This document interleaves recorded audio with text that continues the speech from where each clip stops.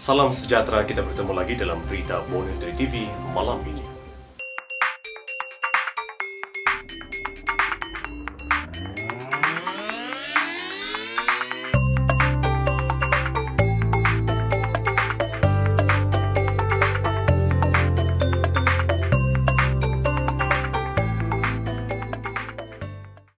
Ketua Menteri menasihatkan umat Islam di negeri Sabah agar tidak menjadikan pandemik COVID-19 sebagai alasan untuk tidak melaksanakan pelbagai ibadah pada bulan Ramadan termasuk berpuasa.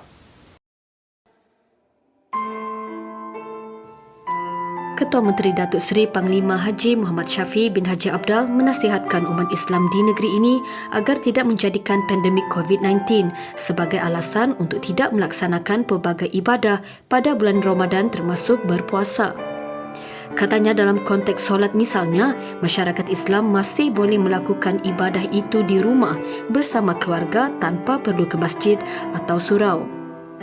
Dalam perutusan sempena Ramadan 2020 hari ini, Datuk Seri Muhammad Shafie berkata, dengan adanya kemajuan teknologi maklumat pula, masyarakat Islam boleh menunaikan ibadah zakat fitrah dari rumah selain memberi sumbangan kepada golongan memerlukan melalui badan kebajikan dan badan bukan kerajaan. Beliau berkata Ramadan tahun ini sedikit sebanyak memberi cabaran kepada rakyat berikutan pandemik COVID-19 yang melanda seluruh dunia. Namun katanya rakyat mesti mengatasi cabaran ini sama seperti menangani cabaran hidup sebagaimana diajarkan oleh Rasulullah SAW melalui sirah perjuangan baginda menyebarkan syiar Islam. Ketua Menteri turut menggesa rakyat Sabah untuk terus berada di rumah demi menjamin kesihatan dan keselamatan mereka. Beliau percaya dengan kerjasama penuh seluruh rakyat, situasi getir ini akan dapat dilalui sekaligus penularan COVID-19 dapat dibendung bersama. Katanya hakikat jelas ketika ini adalah pandemik COVID-19 masih belum dapat diatasi. Justru kerajaan Sabah mengambil tanggungjawab melakukan apa yang perlu demi keselamatan dan kesihatan rakyat di negeri ini. Jelasnya ramai terkesan dengan langkah-langkah diambil kerajaan tetapi semua ini perlu dilakukan demi kebaikan bersama dan rakyat diminta untuk terus berada di rumah demi keselamatan semua. Dalam pada itu, Datuk Seri Muhammad Shafie mewakili kerajaan Sabah mengucapkan selamat menjalani ibadah puasa kepada seluruh masyarakat Islam di negeri ini dan mendoakan semoga ibadah puasa pada tahun ini dapat dilaksanakan dengan lebih baik dan sempurna.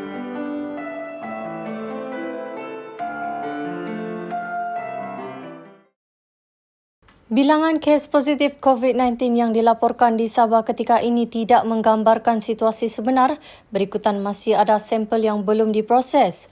Jabatan Kesihatan Negeri Sabah masih giat menjalankan saringan bersasar di beberapa daerah di Sabah dan sampel-sampel yang diambil ini masih belum diproses. Sejak 2 hari berturut-turut tiada sebarang kes positif baru dilaporkan di Sabah dan ia menjadikan kes COVID-19 di negeri ini kekal 308 kes sehingga semalam. Dalam satu kenyataan semalam, Pengarah Kesihatan Negeri Sabah Datuk Dr. Christina Rundi berkata, 12,709 individu telah selesai menjalani kuarantin 14 hari di rumah. Manakala seramai 4,432 orang masih berada dalam perintah pengawasan dan pemerhatian kuarantin di rumah mengikut Akta Pencegahan dan Pengawalan Penyakit Berjangkit 1988. Bilangan individu yang ditempatkan di 24 pusat kuarantin di Sabah pula seramai 603 orang. Bilangan kumulatif individu yang dibenarkan keluar dari pusat kuarantin adalah 1,494 orang setakat 21 April. Mengenai dakwaan individu positif yang melarikan diri di Kudat, laporan berkenaan adalah palsu.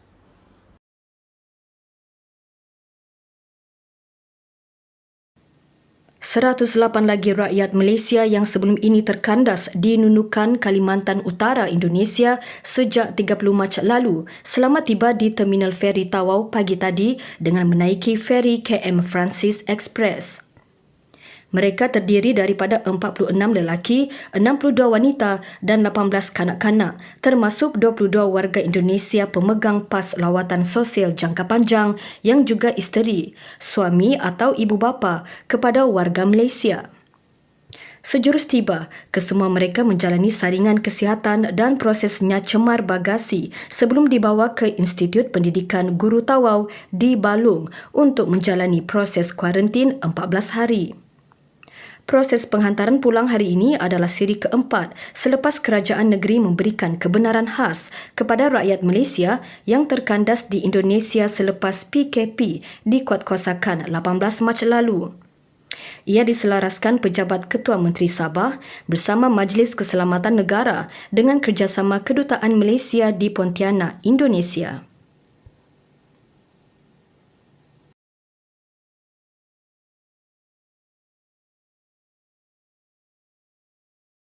Kementerian Pembangunan Infrastruktur sudah mengemukakan cadangan pembinaan takungan air graviti bagi menyelesaikan masalah bekalan air yang dihadapi hampir 3,000 penduduk di Kampung Tiong dan Widu Tambunan. Pada masa sama, kementerian itu juga meluluskan peruntukan 2 juta ringgit bagi menggantikan paip sepanjang 33.7 km di Kampung Dabata yang sudah berusia lebih 40 tahun dan sudah tiba masanya untuk diganti.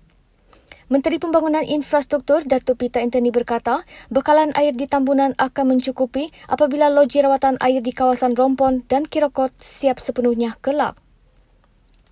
Beliau juga telah mencadangkan penyambungan paip ke setiap rumah dalam masa terdekat ini. Datuk Peter berkata demikian selepas melawat loji-loji air di daerah Tambunan hari ini. Menurutnya, lawatan itu dilakukan bagi melihat masalah bekalan air di Tambunan jika berdepan dengan musim kemarau yang mungkin menjejaskan lebih 15,000 penduduk di kawasan berhampiran. Beliau turut menyampaikan bantuan barangan keperluan bagi kawasan Tambunan.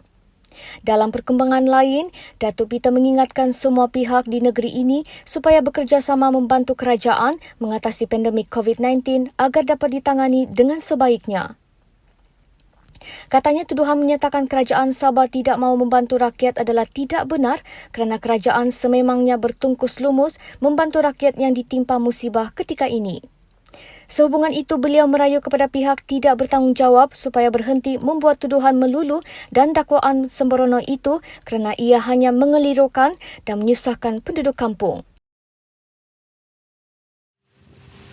Menyahut seruan Kita Jaga Kita, Yayasan Dakwah Islamia Malaysia, YADIM dengan kerjasama Pasukan Polis Marin PPM Sabah tampil menghulurkan bantuan kepada 40 penduduk kampung Pulau Sepanggar yang berdepan kesukaran berikutan PKP. Menerusi bantuan ini, diharap penduduk dapat menyambut Ramadan dengan perasaan disayangi dan diingati oleh sesama insan. Penduduk pulau itu yang terdiri kira-kira 420 orang berbangsa Bajau Ubian berdepan kesukaran untuk mendapatkan barangan keperluan dari Bandaraya Kota Kinabalu yang terletak sejauh 43 batu nautika kerana hanya 2 bot dibenarkan keluar dan masuk pulau untuk ke Kota Kinabalu. Majlis penyampaian bantuan kepada penduduk Kampung Pulau Sepanggar diadakan siang tadi dengan disempurnakan pengarah YADIM Sabah Samin Ongki. Turut hadir Komander PPM Wilayah 4 Sabah, Assistant Commissioner Muhammad Badri Ali.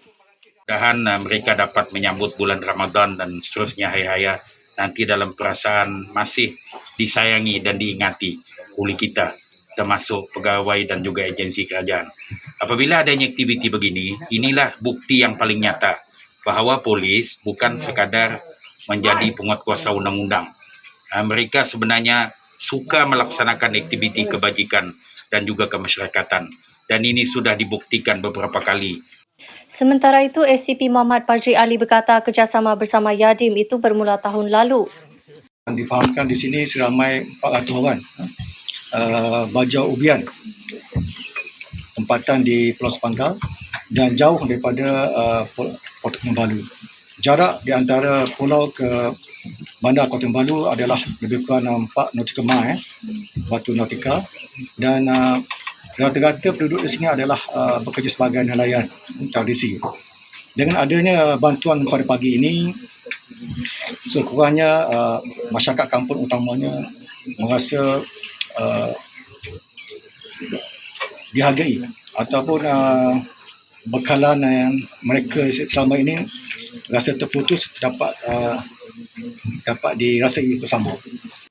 Penduduk yang kami temui mengucapkan kesyukuran dan amat menghargai bantuan ini kerana ia dapat meringankan beban mereka yang terjejas akibat PKP. secara tidak langsung dia dapat mengurangkan kos sara hidup sepanjang PKP ini kepada keluarga yang telah kami pilih untuk menerima bantuan ini.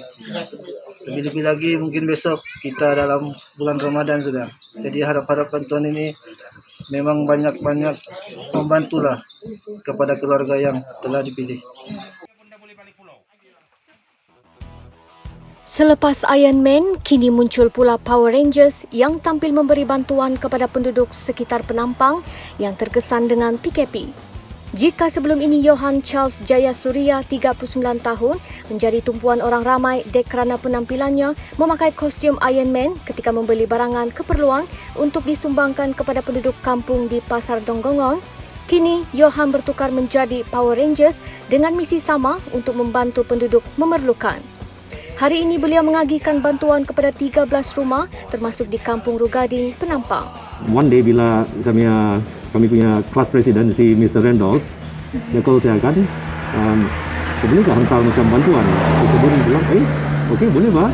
But at the same time kan, saya pun mau kasih tambah happy diorang dengan pakai cosplay. So meaning bila diorang dapat bantuan, happy lagi. Nampak jadi cosplayer tambah happy. So itulah datang tu idea. Terima kasih happy semua orang time ni. Kunjungan Power Rangers ke rumah penduduk nyata membawa keceriaan kepada kanak-kanak. Gembira. Sebab saya punya anak-anak pun mau tengok kan.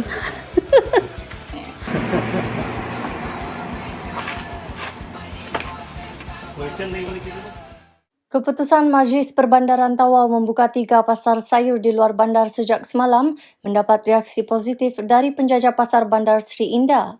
4 penjajah sayur dan seorang peniaga ikan dan udang mula berniaga seawal jam 6 pagi semalam. Rata-rata penjajah sayur melihat keputusan MPT itu sebagai satu peluang kepada mereka untuk menjana pendapatan semula selepas lebih sebulan pelaksanaan Perintah Kawalan Pergerakan PKP. Khususnya menjelang kedatangan bulan Ramadan. Keputusan itu juga memudahkan penduduk untuk berbelanja tanpa perlu keluar dari zon ditetapkan. Sebelum ini, penjajah terpaksa menjalankan perniagaan mereka dari satu kawasan ke kawasan lain atau duduk di rumah sahaja. Sebelum ini, Presiden MPT Datuk IR Amrullah Kamal mengarahkan 3 pasar di Batu 5 Bandar Sri Indah dan Balung bagi mengurangkan jumlah pengunjung di Pasar Tanjung. Tindakan itu juga selaras dengan pembahagian 6 zon di Tawau untuk mengurangkan pergerakan penduduk.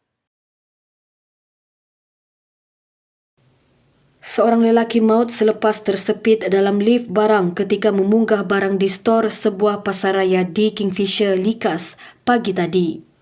Mangsa Joyden Joharis, 19, disahkan meninggal dunia oleh doktor dari Hospital Wanita dan Kanak-Kanak Sabah, Kota Kinabalu jam 10.45 pagi.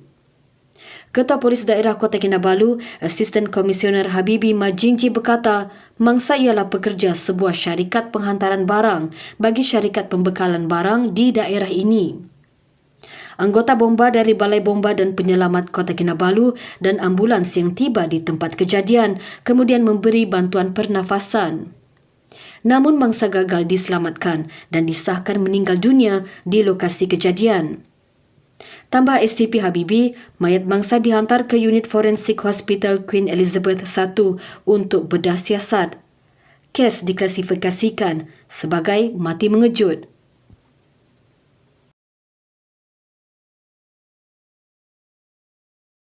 Tidak insaf meskipun dihukum penjara selama beberapa tahun dan kembali meneruskan kerjaya sebagai penjenayah dan melakukan aktiviti pecah rumah serta curi kenderaan selepas dibebaskan.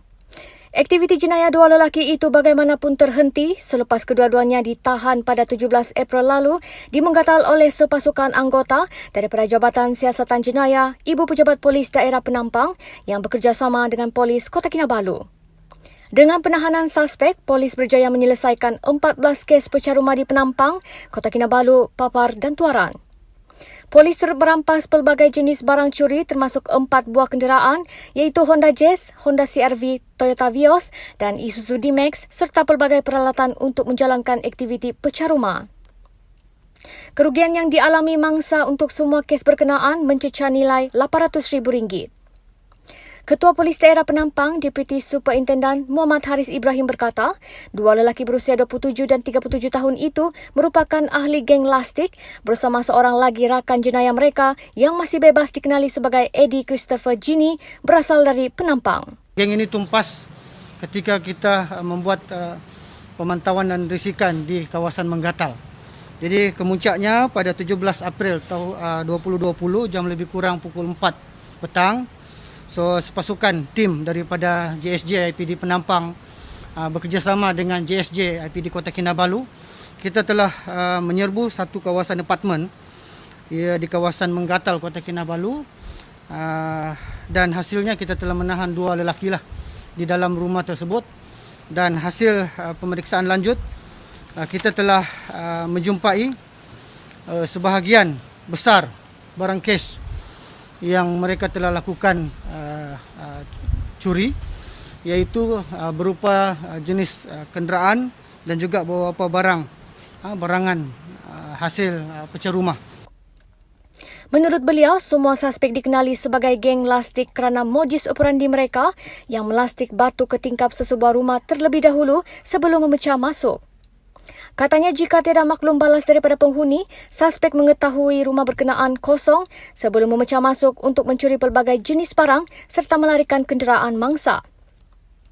Kedua-dua suspek direman selama 5 hari bermula 19 April lalu dan siasatan dibuat mengikut Seksyen 457 Kanun Keseksaan dan Seksyen 379A Kanun yang sama.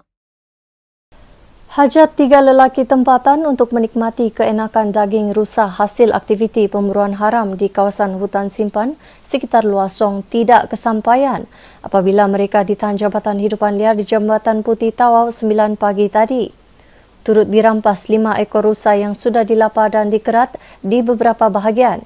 Pegawai Jabatan Hidupan Liar Tawau Sailun Aris berkata, pihaknya berjaya menahan kenderaan pacuan 4 roda yang dinaiki suspek berusia di antara 29 hingga 49 tahun itu berhampiran sebuah ladang di lokasi berkenaan. Hasil pemeriksaan, pihaknya berjaya menemui daging haiwan berkenaan yang sudah dikerat kepada beberapa bahagian. Semua suspek gagal mengemukakan sebarang permit untuk membolehkan mereka memburu haiwan dilindungi itu. Bagaimanapun, tiada sebarang senjata api ditemui ketika pemeriksaan dilakukan. Selain disiasat mengikut Enakmen Pemeliharaan Hidupan Liar 1997, semua suspek juga diserahkan kepada polis kerana ingkar PKP. Sekian berita malam ini. Bagi pihak kru penerbitan Borneo Today TV, saya ingin mengucapkan selamat menyambut bulan Ramadan dan selamat menunaikan ibadah puasa kepada seluruh muslimin dan muslimat. Saya Salwina Saribun, BTTV.